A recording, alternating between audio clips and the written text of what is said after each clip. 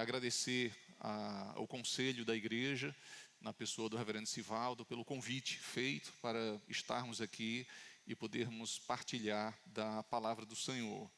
É motivo de alegria estar no dia do Senhor, reunido com os irmãos, igreja do Senhor, povo de Deus, podermos desfrutar da comunhão dos santos, podermos também desfrutar da bondade e misericórdia do Senhor em nos falar por meio da sua palavra. Me alegro também em estar de volta aqui depois de um bom tempo, lembrando que foi nesta igreja, foi o conselho desta igreja que me examinou, tendo em vista o envio ao seminário, para preparação para o ministério sagrado. Então, em um breve momento, uma breve passagem que tivemos aqui, lá na década de 90 ainda, aí tivemos assim a alegria de conviver com os irmãos, e então esse momento de reencontro com irmãos e amigos nos traz muita alegria ao coração. Mas, irmãos, quero convidá-los a abrirem suas Bíblias no livro do profeta Amós, no capítulo 4.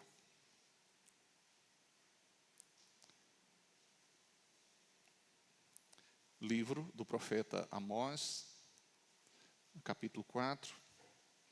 O livro do profeta Amós é um daqueles livros pequeninos, difíceis às vezes de ser encontrado, mas aí depois, naquele intervalo ali, se aproximando do final do Antigo Testamento, você irá encontrá-lo.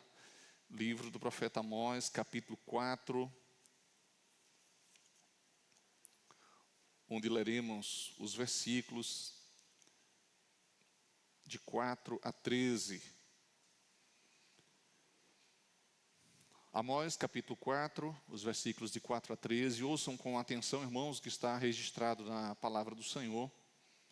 E nos diz assim o texto: Vinde a Betel e transgredi a Gilgal e multiplicai as transgressões, e cada manhã trazei os vossos sacrifícios, e de 3 em 3 dias os vossos dízimos, e oferecei sacrifício de louvor do que é levedado, e apregoai ofertas voluntárias, e publicai-as, porque disso gostais, ó filhos de Israel, disse o Senhor Deus. Também vos deixei de dentes limpos em todas as vossas cidades, e com falta de pão em todos os vossos lugares. Contudo, não vos convertestes a mim, disse o Senhor. Além disso, retive de vós a chuva 3 meses, ainda antes da ceifa, e fiz chover sobre uma cidade e sobre outra não. Um campo teve chuva, mas o outro, que ficou sem chuva, se secou. Andaram 2 ou 3 cidades, indo a outra cidade para beberem água, mas não se saciaram. Contudo, não vos convertestes a mim, disse o Senhor. Feri-vos com o crestamento e a ferrugem, a multidão das vossas hortas, e das vossas vinhas, e das vossas figueiras, e das vossas oliveiras, devorou o gafanhoto. Contudo, não vos convertestes a mim, disse o Senhor. Enviei a peste contra vós outros, à maneira do Egito, e os vossos jovens matei-os à espada, e os vossos cavalos deixei-os levar presos, e o mau cheiro dos vossos arraiais fiz subir aos vossos narizes. Contudo, não vos convertestes a mim, disse o Senhor. Subverti alguns dentre vós, como Deus subverteu a Sodoma e Gomorra, e vós fostes como um tição arrebatado da fogueira. Contudo, não vos convertestes a mim, disse o Senhor. Portanto, assim te farei, ó Israel. E porque isso te farei, prepara-te, ó Israel, para te encontrares com o teu Deus, porque é Ele quem forma os montes e cria o vento, e declara ao homem qual é o seu pensamento, e faz da manhã trevas, pisa os altos da terra. Senhor, Deus dos exércitos, é o seu nome. Vamos orar ao Senhor? Nosso Deus, nosso Pai, bendizemos o teu santo nome. Diante, ó Pai, da grandeza do teu nome, diante, ó Pai, da exaltação da tua palavra soberana, santa, as nossas debilidades, fraquezas e necessidades são expostas. O quanto precisamos de Ti, Senhor. O quanto necessitamos da Tua orientação. Sem Ti nós não somos nada. Sabemos, ó Pai, do nosso dever de te prestar culto, conforme tu prescreveste em tua palavra. E sabemos também, ó Pai, que por nós mesmos não somos capazes, por causa da dureza dos nossos corações, dos nossos pecados, da nossa condição. E por isso nós suplicamos que o Senhor nos conduza, que o Senhor guie nossa mente, nosso coração, que o Senhor nos dê clareza de pensamento necessária para compreender tua palavra. E que a mesma encontre abrigo, encontre guarida em nossos corações. Suplico, ó Pai, que como igreja o Senhor venha nos falar o coração, nos abençoar. Te peço também, ó Pai, por mim, que o Senhor me abençoe, dando-me graça na entrega fiel da Tua palavra, Senhor. Que tenha em meu coração, que haja em meu coração temor pelos motivos justos e necessários. E que assim, ó Pai, nós estejamos em Tuas mãos para a glória do Teu nome. A nossa oração em nome de Cristo Jesus, o Teu Filho. Amém.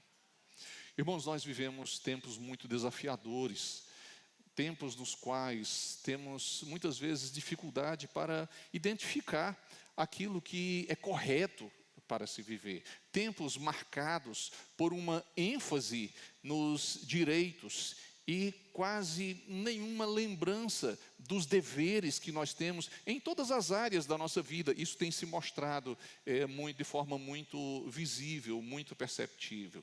A Igreja do Senhor, de algum modo, tem sido também afetada pelo contexto, pelas circunstâncias que atingem a sociedade, e então muitas vezes entram por essas portas adentro, e quando nós não estamos com os nossos corações atentos, nós somos tantas vezes fisgados, alcançados por pensamentos, por ideias e comportamentos que parecem destoar completamente da conduta que deveríamos ter diante do Senhor. O texto que nós lemos, que aponta para o momento de vida, de ministério de um profeta do Senhor, que embora em poucas palavras registradas aqui no livro, mas que traz grandes ensinamentos para as nossas vidas. O profeta Amós é um profeta que, para o lugar onde fora enviado, ele não recebera um bom acolhimento, ele não fora bem recebido. Ele vai atuar num contexto lá por volta do 8º século antes de Cristo. E nesse período, juntamente com outros apóstolos, por exemplo, ele atuou juntamente com Oséias. Ele vai dirigir, ele vai voltar, amando do Senhor, a sua profecia, as suas palavras para o povo de Israel. Amós vem de Judá e vai falar a Israel. Aquela já era uma época em que o povo de Deus havia se dividido em duas partes, como você bem conhece a história, e ele vai falar principalmente a Israel, também em alguns momentos ao povo de Judá. A realidade, tanto de Israel quanto de Judá, parecia bem favorável a todos os habitantes ali naquela época, naquela região. Tanto Israel quanto Judá desfrutavam de tempos de paz, tempos de crescimento, de desenvolvimento financeiro, social, desenvolvimento em várias áreas da vida. Estavam em expansão territorial, gozavam de prosperidade econômica, financeira. No entanto, havia uma decadência, havia uma derrocada espiritual. Eles estavam decaindo, estavam declinando rapidamente na vida espiritual, à medida em que se desenvolviam, em que se tornavam ricos, em que alcançavam amplas regiões de terra, mas espiritualmente eles empobreciam. Por esta razão, Amós, o profeta do Senhor, vai falar ao coração do povo, vai alertá-los, condenando aquela condição de crescimento financeiro, no entanto, de decadência moral, decadência espiritual, o que resultaria, mais tarde, numa queda e no fim do reino do norte para os assírios. O povo seria levado ao exílio, seria levado ao cativeiro por causa daquelas coisas. O que conhecemos do profeta, da vida dele, está registrado no início do livro, em alguns trechos aí no meio, no decorrer do livro, e foi por ele escrito. E o que temos de conhecimento, que mais nos chama a atenção, a partir da vida de Amós, é que ele viveu em uma região, uma cidade chamada Tecoa, que ficava a alguns quilômetros ao sul de Jerusalém, e ele atuara como um pastor de animais. Então, lidava no campo. O próprio texto vai mostrar que ele vai cultivar figueiras e vai criar animais. E o Senhor o tira dali, ele mesmo vai fazer uma menção a isso. O Senhor o tira do atendimento aos rebanhos e aos figos, para que se tornasse um profeta do Senhor em Israel. Ele se torna um privilegiado por receber a revelação do Senhor, dos planos do Senhor para o seu povo. E quando ele recebe essa incumbência, ele não tem outro caminho e não é outra a sua atitude, senão prontamente obedecer ao Senhor. Ele vai falar, portanto, a Israel, aquela porção conhecida lá como o Reino do Norte, e vai encontrar dificuldades. Ele será confrontado, ele receberá e enfrentará uma forte oposição. O próprio sacerdote titular do santuário lá em Betel, que fora constituído por Jeroboão, o Jeroboão II, que governava sobre Israel, o fará oposição direta. Comentará com o rei a respeito das palavras de Amós, e portanto ele será visto como um conspirador, e portanto a palavra é que ele saísse dali, é que ele fosse expulso, que ele voltasse lá para o lugar de onde ele veio, lá para a região de Judá. E ele deixasse os irmãos, deixasse o povo ali de Israel, inclusive o rei, em paz. Coisa que Amós não obedece. Ele não poderia obedecer aos homens antes de obedecer, principalmente a Deus. Ele está decidido a levar a mensagem do Senhor. Quando o povo de Deus se dividiu em dois reinos, aí ficando aquela maior parte, o reino do norte, com aquelas 10 tribos, governada inicialmente por Jeroboão I, ele torna Siquém a sua capital e torna Betel o centro da vida religiosa do povo. E então, com os cuidados para que o povo não mais, conforme o mando do Senhor, se dirigisse para Jerusalém para adorar, e então fosse assim influenciado, que eles agora estivessem em Betel, eles adorassem ali em Betel. Ali o Jeroboão I, erigiu um templo com imagens as quais o povo poderia adorar, e já sendo desviado numa conduta de idolatria. Algo que desagrada profundamente o Senhor. Um século e meio mais tarde, agora, na época de Amós, nesse tempo em que o Senhor constitui e levanta Amós, quem governava Israel, esse reino do norte, era Jeroboão II. E ele continuava a considerar Betel como o seu próprio santuário, o templo que deveria acolher o povo na adoração, deveria estar ali. No entanto, nós compreendemos que aquele era um santuário, aquele era um templo ilegítimo. Não era aquele o lugar estabelecido pelo Senhor para que acontecesse a adoração. E essa era a missão de Amós, anunciar, lutar contra essa realidade. Falar para o povo que o culto prestado por eles não estava de acordo com aquilo que o Senhor Deus estabelecera. Afinal de contas, eles se envolviam em práticas sincretistas. Eles misturavam ao culto ao Senhor, Deus Altíssimo, também o culto a Baal. Envolviam idolatria no meio do culto. Envolviam prostituição cultica no culto. E então era algo absolutamente abominável ao Senhor. Isso mostra, irmãos, que Jeroboão II, juntamente com todo o povo de Israel, estavam tratando com o Senhor Deus Altíssimo como se tratava com Baal. Tratavam o Senhor como um mero Baal. Violavam diretamente, inicialmente, o segundo mandamento, ao tentarem adorar ao Senhor por meio de imagens que foram pelo próprio rei construídas e constituídas. E então o texto vai nos mostrar que eles vinham a Betel, o centro da adoração, o lugar da adoração. Eles ali prestavam culto, eles traziam as suas ofertas, eles faziam os seus sacrifícios. E então eles estavam fartos, eles estavam satisfeitos, eles se agradavam de estarem fazendo aquilo, e eles entendiam que ao agirem daquele modo, eles estavam fazendo aquilo que eles deveriam fazer, e portanto, que Deus os aceitasse, que Deus recebesse aquilo que eles estavam colocando diante do Senhor. Esta é a mensagem de Amós, dizer para aquele povo que aquela forma de vida, que aquela adoração, que aquela conduta era completamente reprovável aos olhos do Senhor. Imagine, irmãos, que desafio. Aqueles que agiam entendendo que estavam fazendo aquilo que era necessário, que portanto Deus deveria aceitar, serem informados de que estavam completamente errados, aquilo era completamente contrário à natureza de Deus, de que eles seriam condenados pelo Senhor, eles perderiam as suas vidas exatamente por causa daquilo. E a mensagem do profeta, portanto, é a hora de vocês se encontrarem com o Senhor, é a hora de estarem diante de Deus.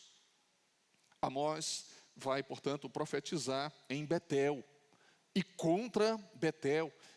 Há momentos também em que ele profetiza contra o seu próprio povo lá em Judá também, pois eles também pecavam, tantas vezes em suas atitudes contra o Senhor. E então a profecia de Amós vai ter o propósito de mostrar aos irmãos como eles deveriam se voltar para o Senhor, reconhecendo a sua conduta. Quando nós olhamos, irmãos, para essa condição, para esse contexto, nós facilmente podemos perceber como o coração humano é tão rapidamente arrastado, de acordo com aquele engano e corrupção descrito pelo profeta Jeremias, que é típico do coração humano, como tão facilmente o coração humano é arrastado, é conduzido para condições, para atitudes que, embora satisfaçam o ventre do homem, mas nada tem a ver com aquilo que o Senhor Deus tem estabelecido para o seu povo. Diante disso, irmãos, nós, ao olharmos para o texto, nós percebemos e também espelhamos para a nossa vida, para a nossa conduta, para a nossa existência, desafios de viver de acordo com aquilo que o Senhor tem estabelecido. E então nós podemos, ao olhar para o texto, refletir a respeito do fato de que a obediência é a resposta da fé. Se há algo que deve ser apresentado no coração do homem como a resposta à fé que o Senhor Deus pôs em seu coração, essa resposta é a obediência ao que Deus tem estabelecido. E eu gostaria nessa noite exatamente de falar sobre isso com os irmãos, mediante a palavra do Senhor. A obediência como resposta da fé. E nós veremos isso, irmãos, observando aqui três aspectos. Primeiramente, olhando para uma nação que se comporta sem nenhum arrependimento em seu coração e que, enquanto cultua, peca gravemente contra o Senhor. Depois veremos também como o agir de Deus está tão ativo na história do homem, mesmo que o homem pense que Deus não está se preocupando com o que está acontecendo. E por fim, nós veremos também o anúncio do juízo do Senhor a um povo quando este se mostra impenitente. Então, primeiramente, nós percebemos aqui, irmãos, como agia o povo de Deus naquele contexto, cultuando ao mesmo tempo em que pecavam. Ou podemos também dizer, pecando ao mesmo tempo em que cultuam ao Senhor. Isso é algo extremamente grave, isso é algo que tem acompanhado a humanidade. O homem busca os seus interesses, ele busca aquilo que é próprio do seu coração e ele quer unir a isso a adoração que é requerida pelo Senhor. E o grande problema, irmãos, é quando o homem faz isso com um certo senso de sinceridade, entendendo que ao agir dessa forma, está tudo bem. Ele está conseguindo cumprir o que está prescrito para ele. Esse tempo em que Amós fala ao povo de Israel, é um tempo em que ali mesmo em Israel havia alguns lugares de culto ao Senhor. Não apenas em Betel, mas também outros lugares. E muitos adoradores. E nós podemos perceber pela realidade, pelo contexto do texto, muita atividade de adoração. O povo era extremamente ativo, eles eram frequentes, eles eram dedicados, eles faziam o dever de casa. Eles faziam aquilo que deviam. E eles entendiam em seus corações: Deus não terá nenhum motivo para nos punir, para nos castigar. Nós estamos fazendo tudo certinho. Nós estamos cumprindo a tabela, nós estamos cumprindo o script. Nós estamos agindo corretamente. E eles caminhavam nesse engano. Eles caminhavam desse modo, acreditando que estavam fazendo a coisa certa.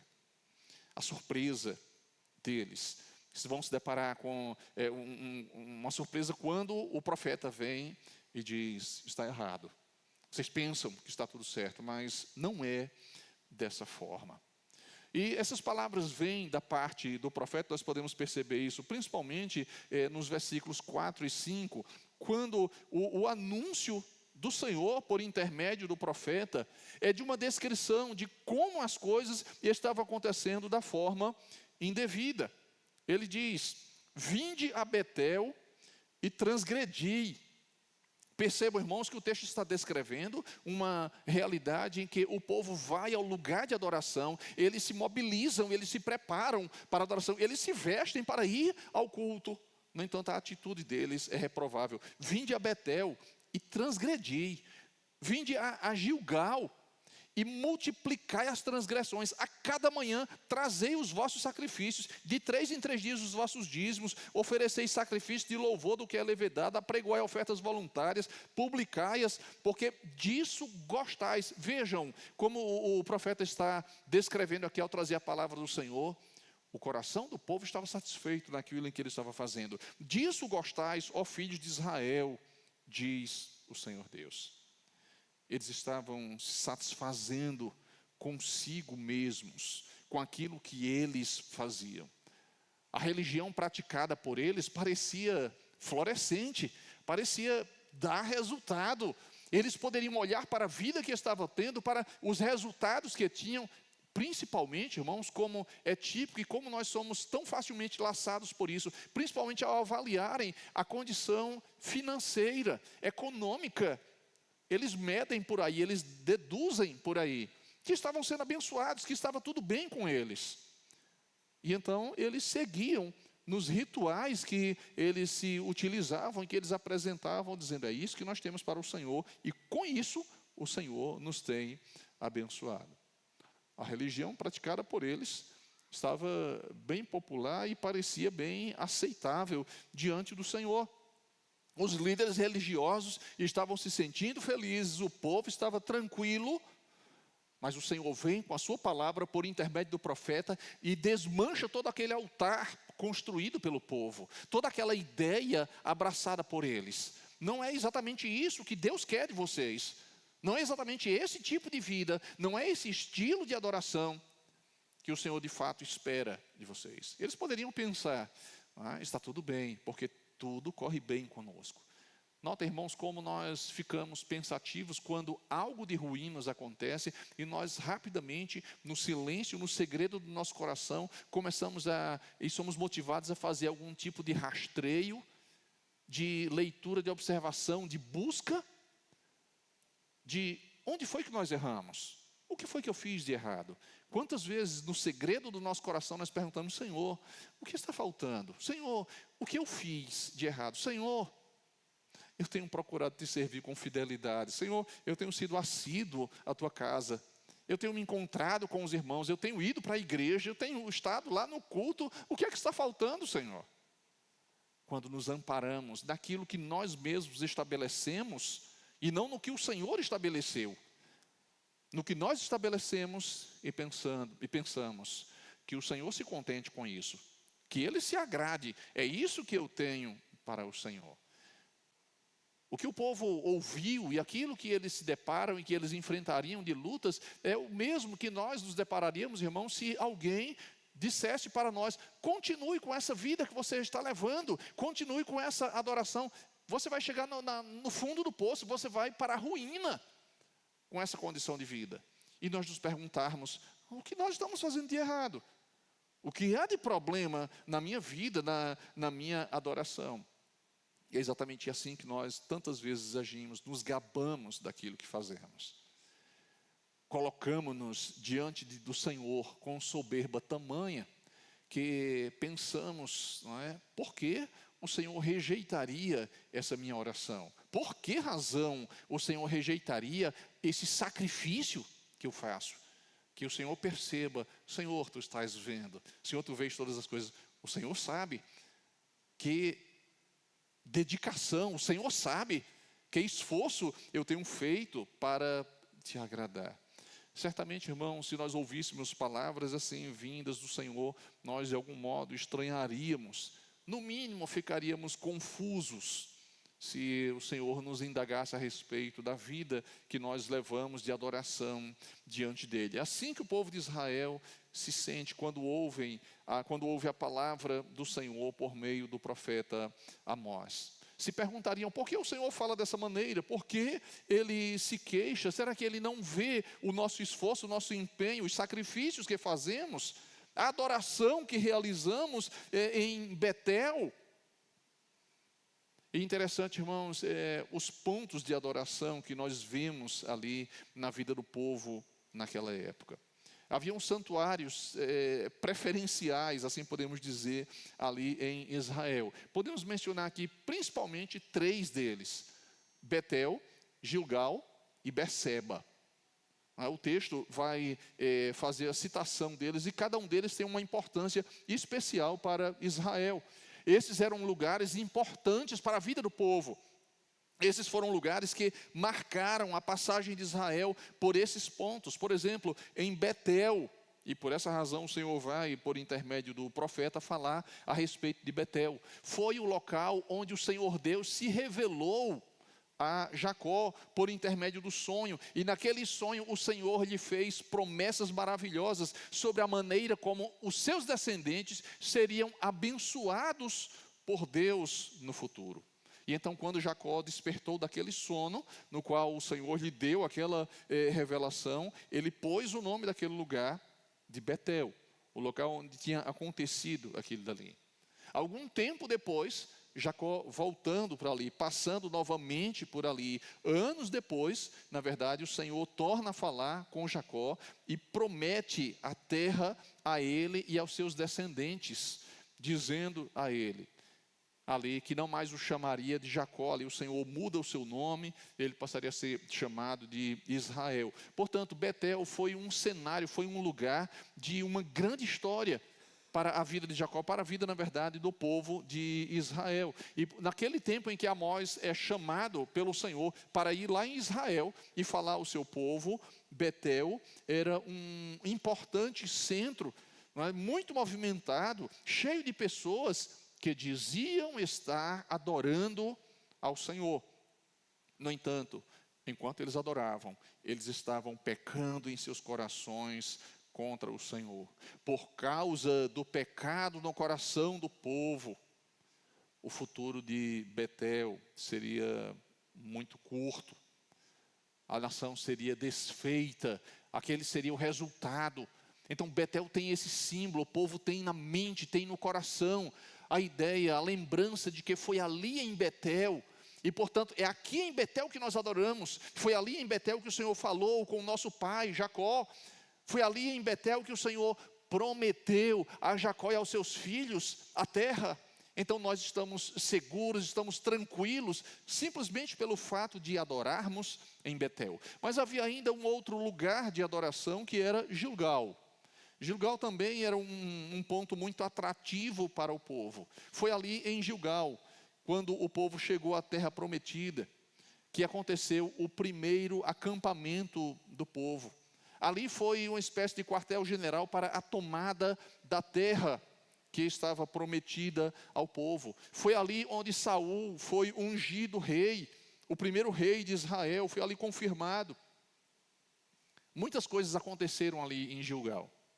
O povo foi relembrado ali da aliança com o Senhor, de como eles deveriam andar diante do Senhor. A partir dali eles vão tomar posse da terra prometida. E então eles têm no coração aquela lembrança. Nos tempos de Amós, o povo fazia muitas procissões, muitas peregrinações em direção ao santuário de Gilgal. Mas tudo aquilo feito pelo povo não representava de fato a adoração ao Senhor, embora o povo estivesse naquela terra que fora prometida pelo Senhor, da qual eles tomaram posse, na qual eles estavam lá plantados, na qual eles cresceram, se desenvolveram, ali sendo o lugar apropriado para eles adorarem ao Senhor, eles adoravam os seus próprios corações. Por causa do pecado dominante no coração do povo, o povo agia daquele modo. O resultado não seria outro, irmão, senão o exílio, a punição, o castigo para o povo. Mas havia ainda um terceiro ponto de destaque na adoração do povo, um terceiro lugar de adoração, que era em Berseba. Em Berseba, há momentos memoráveis que traziam esperança ao coração do povo. Afinal de contas, foi ali em Berseba que Deus disse a Abraão: eu sou contigo.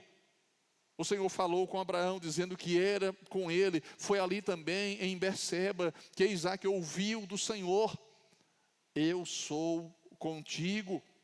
Foi ali também em Berseba que foi dito a Jacó: eu estarei contigo. No livro de Gênesis nós encontramos ali na história relatada esses momentos em que o Senhor fala a Abraão, a Isaac, a Jacó, garantindo a promessa da presença do Senhor na vida deles. E então, quando o povo de Israel, estando ali em Berseba, pensavam em como Deus se encontrara com os seus pais, os seus antepassados, como o Senhor tivera comunhão com eles lá no passado, naturalmente, Deus estaria também com eles ali naquele momento. Deus estaria, e esse era o pensamento natural das pessoas. Bom, se Deus esteve com os nossos pais, obviamente, Ele estará também conosco, Ele há de nos abençoar. No entanto, o povo não afastava do seu coração a rebeldia, a desobediência. E lembremos-nos, irmãos, a obediência é que é a marca da fé. A desobediência, portanto, os distanciava dessa identificação como o povo de Deus. Então, irmãos, assim como o povo do Senhor ia para Betel, ia para Gilgal, ia para Berseba, buscavam adorar o Senhor, iam para se encontrar com o Senhor, iam para com o propósito e com o objetivo de experimentarem as bênçãos de Deus, serem alimentados com esperança para o futuro e serem acompanhados pelo Senhor, mas na verdade o que vinha sobre eles e o que viria ainda com maior intensidade seria o juízo do Senhor. O juízo do Senhor que resultaria em horror, em exílio, em punição para o povo, porque o povo não estava verdadeiramente empenhado em adorar ao Senhor. Eles estavam muito mais preocupados em viverem a vida que lhes era de interesse, que lhes era alvo, que lhes trouxesse satisfação. Tudo isso, irmãos, está pontuado, está posto de uma forma muito intensa e muito clara sobre a vida religiosa, a atividade religiosa do povo. A partir do momento em que eles vivenciavam uma religiosidade vazia, uma religiosidade hipócrita, eles faziam de conta que adoravam. Eles até se empenhavam, nós percebemos aí nas palavras do profeta, nos versículos 4 e 5, as palavras do Senhor descrevendo o que eles faziam tão intensamente em seus sacrifícios, em suas ofertas. No entanto, em seus corações não havia fidelidade ao Senhor. Eles estavam tratando o Senhor, assim como os povos tratavam a Baal, eles estavam agindo do mesmo jeito. Eles iam a Betel com palavras espirituais, culticas nos seus lábios, porém os seus corações estavam distantes do Senhor. Eles não tinham um real amor para com o Senhor, eles não tinham um real zelo para com a sua palavra, eles não demonstravam a fé que é típica do povo de Deus por uma obediência a todas as declarações do Senhor. E é interessante, irmãos, como a nossa declaração de fé se mostra tão evidente em nossa conduta, em nosso comportamento, na forma como nós vivemos e principalmente como nós cultuamos ao Senhor. Então percebemos como um povo vai agir diante do Senhor traziam pecado em seus corações, ao mesmo tempo em que acreditavam estar adorando ao Senhor. E então isso nos leva a uma outra realidade, um outro aspecto expresso aqui no texto, quando o profeta está exatamente mostrando como aquele povo deveria, pela obediência, demonstrarem a fé no Deus Altíssimo. Agora eles estavam, o texto vai nos mostrar que eles agiam como se Deus não se preocupasse com nada daquilo que eles estavam fazendo. Percebam, irmãos, primeiramente o texto nos mostra o Senhor falando por intermédio do profeta, dizendo ao seu povo: olha, continuem a fazer isso e aquilo outro, fazer dessa e dessa forma, mas saibam, está errado. Vocês estão fazendo apenas para alimentar o interesse do coração de vocês. Agora, o texto vai nos mostrar que este povo estava agindo com um sentimento de total despreocupação, achando que Deus não está olhando, Deus não está vendo, Deus não está nem aí, Ele não está preocupado com isso. E então nós encontramos essa descrição nos versículos de 6 a 11. Aqui no texto o profeta vai relatar em nome do Senhor uma descrição de tudo aquilo que acontece sobre o povo. Esta é a ação de Deus. Enquanto o povo estava ocupado lá da sua atividade, de agirem achando que estamos fazendo o que é necessário, estamos fazendo o que é certo, estamos fazendo aquilo que nós entendemos que devemos dar ao Senhor. Então, está tudo bem, nós não temos com o que nos preocupar, porque estamos fazendo aquilo que é devido, então Deus não tem motivo nenhum para nos punir. No entanto, eles não percebiam. E aqui estão as palavras do Senhor, exatamente para mostrar aquilo que o povo deveria estar atento. Notem, a partir do versículo 6, o Senhor Deus dizendo, por intermédio do profeta: vos deixei de dentes limpos em todas as vossas cidades. Este é o agir de Deus sobre o povo. Com falta de pão em todos os vossos lugares, e vós não vos convertestes a mim, disse o Senhor. Além disso, retive de vós a chuva 3 meses antes da ceifa. Se você conhece um pouco da realidade do homem do campo, e 3 meses antes da ceifa, a maioria das nossas culturas aqui, do milho, do feijão e algumas outras culturas, carecem de chuva exatamente nesse período, nos últimos 90 dias antes da colheita. Senão a colheita será um fracasso, sob risco de não haver colheita, se não houver chuva. E o Senhor Deus está dizendo aqui para o seu povo: retive de vós a chuva 3 meses ainda antes da ceifa. Fiz chover sobre uma cidade e sobre outra não. Um campo teve chuva, o outro ficou sem chuva e se secou. Andaram 2 ou 3 cidades, indo a outra cidade para beberem água, mas não encontravam água, não se saciaram. Contudo, vós não vos convertestes a mim, feri-vos com... E então no versículo 9 ele mostra pragas que foram lançadas sobre a produção, crestamento, ferrugem, sobre a multidão das vossas hortas, vossas vinhas, vossas figueiras.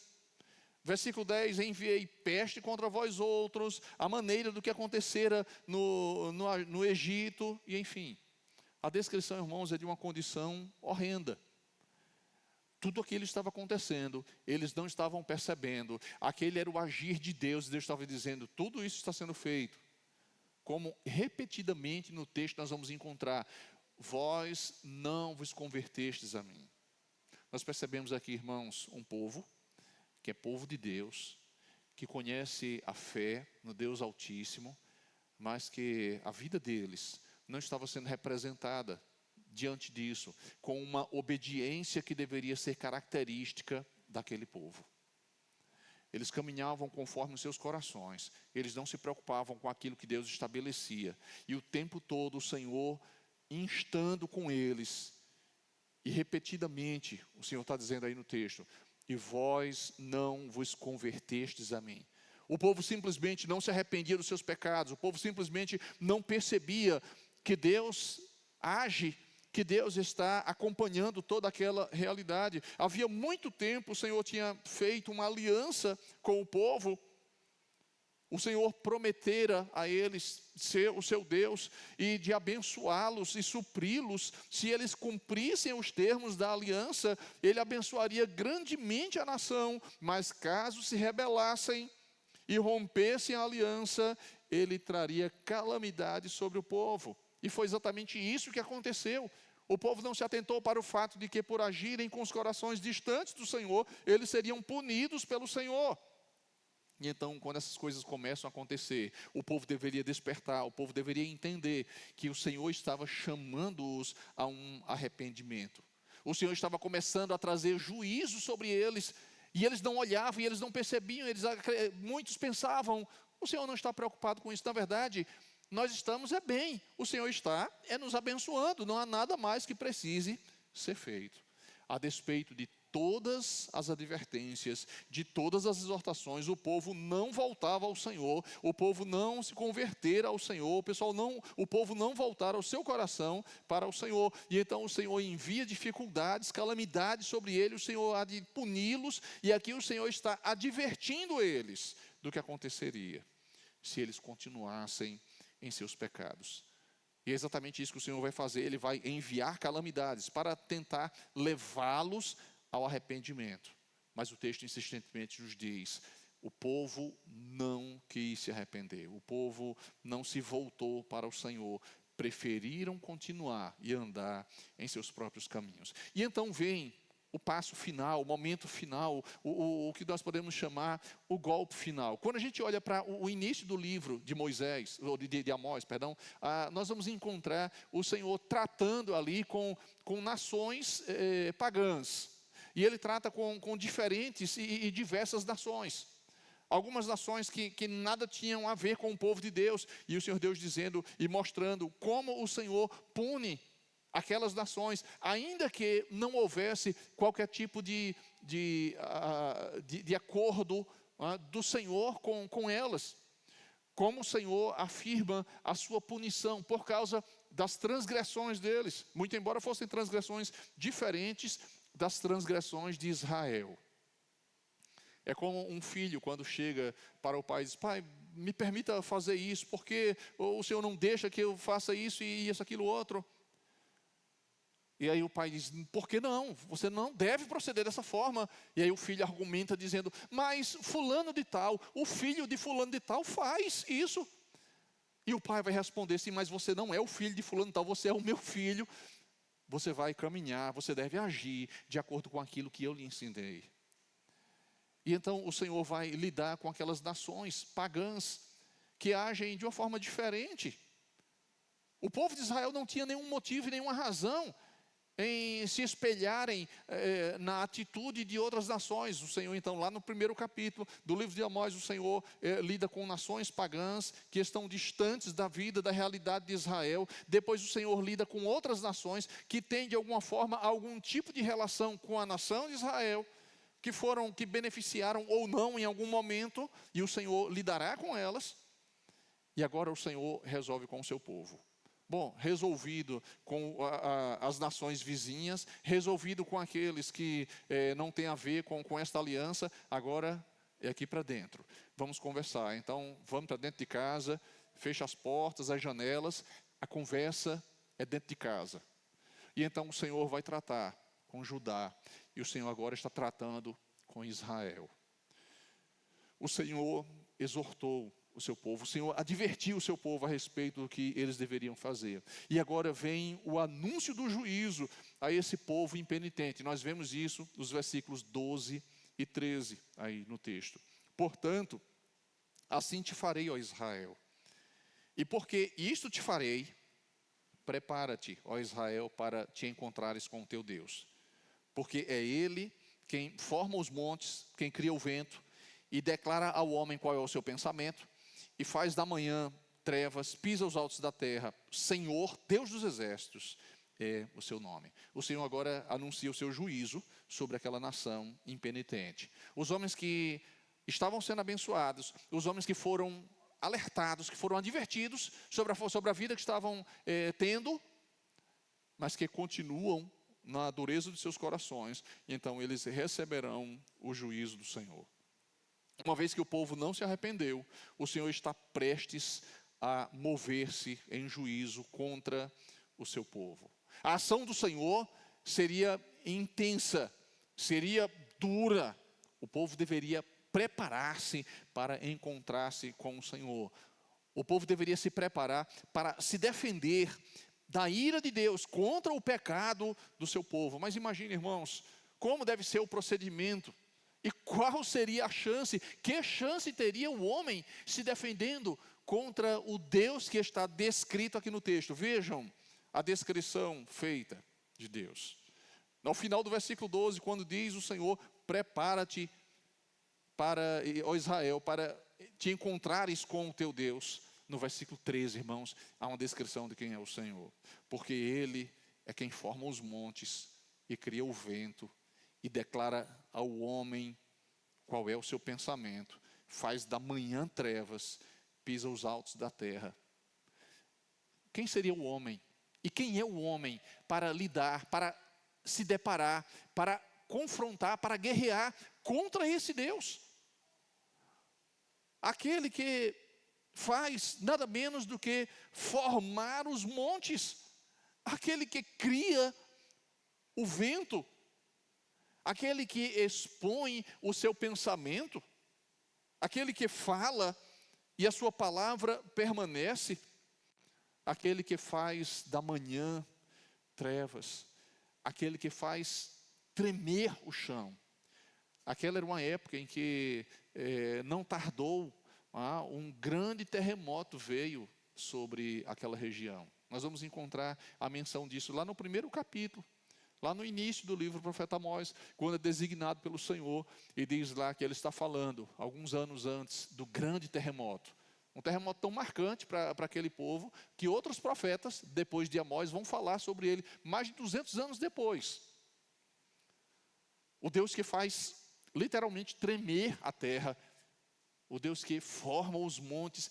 Quem é o homem para lidar, para suportar esse Deus? O povo estava sendo alertado, deveria estar preparado. Se não queriam ser obedientes ao Senhor, se não queriam viver e vivenciar o privilégio da expressão da fé por meio da obediência ao Deus da aliança, eles se preparassem. Deus não tolera a quebra da aliança. E Ele viria de uma forma intensa sobre o povo.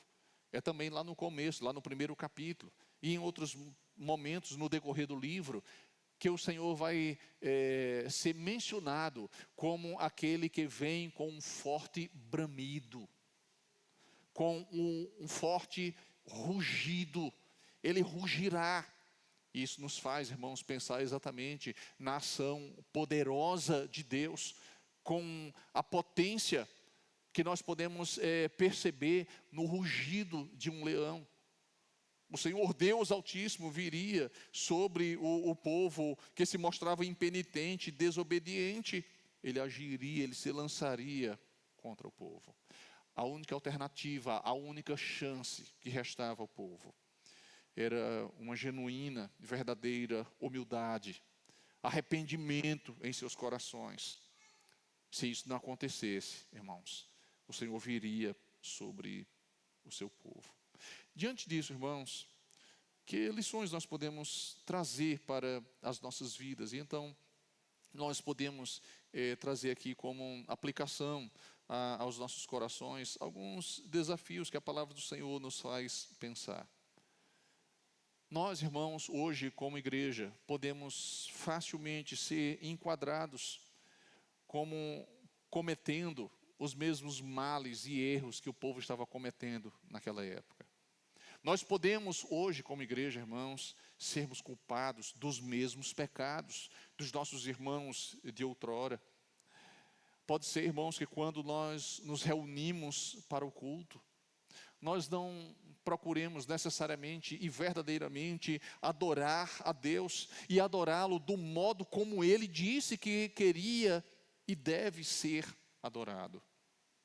Quantas vezes nós nos preocupamos simplesmente em se as coisas estão organizadas de uma forma que nos é satisfatório. Quantas vezes nós adentramos esse espaço e pensando se a temperatura, se o clima está agradável o suficiente, se o som está ajustado adequadamente, se as músicas e se o que aconteceu, nós começamos a agir como meros espectadores do que está acontecendo, como se nos fosse dado o direito de simplesmente fazer avaliações e cobrar que tudo seja feito de um modo que nós nos agrademos. Afinal de contas, enganosamente pensam os homens, a religião é algo bom e tem que nos trazer boas coisas. Mas é exatamente aí que mora o perigo, quando nós somos envolvidos, somos engolidos, somos engodados, laçados pelo engano, pela mentira de que nós merecemos tratamento especial. Não há nada disso, irmãos. Quem merece tratamento especial é aquele que é especial, é o Deus Altíssimo. Nós devemos tão somente obedecer a Ele. E aí não podemos esquecer, irmãos, que a obediência é a marca da fé. Não há nada melhor que possamos fazer para o Senhor, para expressar a fé salvífica que foi posta em nosso coração, do que obedecermos ao nosso Deus. Portanto, nós devemos adorar o Senhor do modo que Ele nos disse que deveríamos adorar. Nós não podemos estabelecer uma lista com uma sequência de coisas que nós achamos que deve haver ou que não devem haver no culto, para que nós estejamos frequentando esses lugares. É bem verdade, irmãos, que existem situações que são extremamente desafiadoras e que nós nos encontramos numa realidade que não há condição. Não há condição de estar nessa igreja se existem transgressões da palavra do Senhor, daquilo que o Senhor estabelece. De fato, não há um culto ali prestado ao Senhor, e sim ao ventre humano, ao interesse, ao coração do homem. Mas devemos saber que não existindo aqui, por enquanto, igreja perfeita, somente a igreja gloriosa de Cristo desfruta dessa característica. Nós devemos, irmãos, nos comportar como aqueles que estão subalternos, submissos ao Senhor e buscando não a nossa satisfação, e sim a satisfação e a exaltação do Senhor, nosso Deus. Portanto, os nossos olhos devem estar postos na Escritura, na palavra, na voz de Deus, para os nossos corações, para as nossas vidas, para a vida da igreja. Não vamos ao culto na igreja para agradar a nós mesmos. Nós lá estamos para agradar ao Senhor.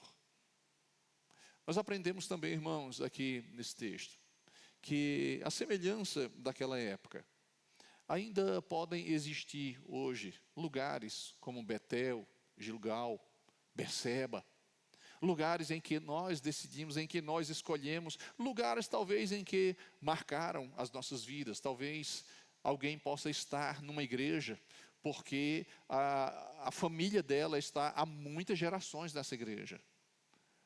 Mas pode ser que essa mesma pessoa, que de tantas gerações da sua família, estando numa igreja, essa pessoa não adore legitimamente ao Senhor. Ainda que todas as pessoas olhem para nós e digam, ali está alguém que se dedica, que faz a coisa da forma certa, o Senhor sabe o que transita no íntimo do nosso coração. O Senhor vê, o Senhor sabe os nossos pensamentos, Ele sabe o sentido com que nós aplicamos e utilizamos as nossas palavras. Ele conhece a motivação dos nossos atos. Ele sabe se o que nós fazemos é para a glória dEle ou para a nossa própria glória. A igreja atual, portanto, pode se encontrar em Betel, em Gilgal, em Berseba. A igreja pode estar buscando, o coração do homem pode estar buscando o louvor do próprio homem e não o louvor a Deus. Pode ser que as nossas orações não estejam cumprindo o propósito devido. Pode ser que em todo culto que fazemos, alegando ser para o Senhor, Deus não esteja verdadeiramente recebendo a adoração da forma como Ele deve receber, da forma como Ele nos ensinou. Portanto, irmãos, o texto nos ensina sobre o desafio de adorarmos corretamente ao Senhor, de não nos encontrarmos no lugar definido pelos homens, na condição definida pelos homens para adorar. O Senhor havia determinado que em Jerusalém era o lugar da adoração. Em Jerusalém está o estabelecimento da ordem do Senhor. Em Jerusalém está a voz de ordem do Senhor. De Jerusalém procede tudo o que há de acontecer para a redenção do povo de Deus. De Jerusalém virá a voz do Senhor, de Jerusalém virá também o juízo do Senhor. Mas o homem escolheu a Betel, a Gilgal, a Berseba. O homem escolheu ao seu próprio coração como centro da adoração. E o texto, portanto, irmãos, nos convida a um retorno, à dedicação fiel ao Senhor. Como nós necessitamos disso. Nós aprendemos também, irmãos, no texto, que não é simplesmente uma questão de nos dizermos ou nos mostrarmos ou nos apresentarmos como um cristão. O Senhor que nos conhece à distância, o Senhor que conhece cada oração nossa, cada palavra, o Senhor que sabe como nós nos aproximamos da sua palavra quando lemos a Escritura, o Senhor que conhece o que há em nosso coração quando nós entoamos louvores a Ele. E perante Ele estão expostas os nossos interesses, nossas motivações, o que há em nosso coração quando nós somos frequentes à igreja. E de repente, irmãos, o texto está nos ensinando que tudo aquilo que nós fazemos, em vez de aliviar a nossa situação, só piora. É exatamente o que nós encontramos no texto, quando o Senhor, por intermédio do profeta, vai dizer: façam isso e façam mais e mais, isso e aquilo outro, e vocês estão acumulando juízo sobre vocês. O texto nos ensina, irmãos, sobre o cuidado que devemos ter com estas coisas, para que não venha sobre nós o juízo do Senhor. Estamos, irmãos, como igreja, como povo de Deus, a depender do tempo da nossa caminhada, já acostumados a ouvir aquilo que Deus tem nos ensinado. E nós compreendemos, portanto, claramente que o Senhor nos chama ao arrependimento de tudo aquilo que tem se caracterizado contrário ao caminho estabelecido pelo Senhor para as nossas vidas. Nós encontramos do Senhor Deus, um Deus paciente, um Deus misericordioso, um Deus que até certa medida tolera a nossa falha, mas o Deus que não deixa de nos exortar, de nos ensinar, por amor às nossas próprias vidas, por misericórdia do seu coração, o caminho que devemos andar. Que nós possamos, irmãos, mediante o que a palavra do Senhor nos ensina, nos lembrar do Deus misericordioso, que nos deu o seu Filho Jesus. O texto nos remete exatamente à pessoa e obra de Cristo, naquilo que diz respeito ao Senhor agindo com o seu povo, e em dados momentos agindo contra o seu povo, punindo-os. E isso nos faz pensar no Deus que não poupou o seu próprio Filho na cruz, por amor de nós, para nos dar a salvação. Portanto, irmãos, que como igreja, nós olhemos para esse Deus paciente, misericordioso, que como igreja nós sejamos obedientes, não nos recusemos ao arrependimento, reconheçamos que cai sobre nós o juízo do Senhor, se nós não andamos conforme a sua santa vontade. Ouçamos as palavras do Senhor à sua igreja. Apocalipse capítulo 2, na carta escrita à igreja em Éfeso, quando o Senhor da igreja diz: arrepende-te, quando não brevemente a ti virei e tirarei do seu lugar o teu castiçal, se não te arrependeres. A igreja é o lugar dos arrependidos, daqueles que se voltam para o Senhor, daqueles que se prostram diante do Senhor e têm uma vida de obediência como expressão da fé que o Senhor pôs no coração. Que o Senhor nos abençoe, irmãos, que o Senhor nos guie e nos conduza por esse caminho da percepção da sua graça, da sua misericórdia, da obediência que devemos ao Senhor, nosso Deus. Que o Senhor nos abençoe. Nós vamos, irmãos, nesse momento, nos aproximando do final do culto, entoar o hino de número 392. Vamos ficar de pé e